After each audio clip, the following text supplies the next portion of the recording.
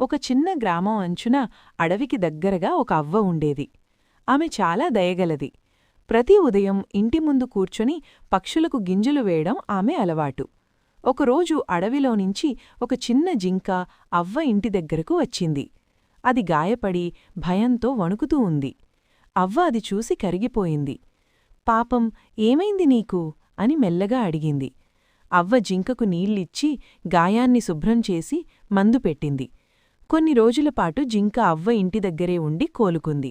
అవ్వ రోజూ ప్రేమగా ఆహారం పెట్టేది. జింక కూడా అవ్వను తన తల్లిలా ప్రేమించింది. కొన్ని రోజుల తర్వాత అడవిలో అగ్నిప్రమాదం జరిగింది. జంతువులు భయంతో పరుగులు తీస్తున్నాయి. అదే సమయంలో అవ్వ ఇంటి దగ్గరికి మంటలు చేరాయి. అవ్వకు ప్రమాదం అర్థం కాలేదు. అప్పుడే జింక వచ్చి అవ్వ చీరను తన నోటితో లాగుతూ అడవివైపు తీసుకెళ్ళింది. అవ్వకు అప్పుడు విషయం అర్థమైంది. జింక చూపించిన సురక్షిత దారిలో వెళ్లి అవ్వ ప్రాణాలతో బయటపడింది.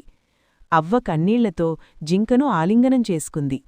దయ ఎప్పుడూ వృధాపోదు అని అవ్వ మనసులో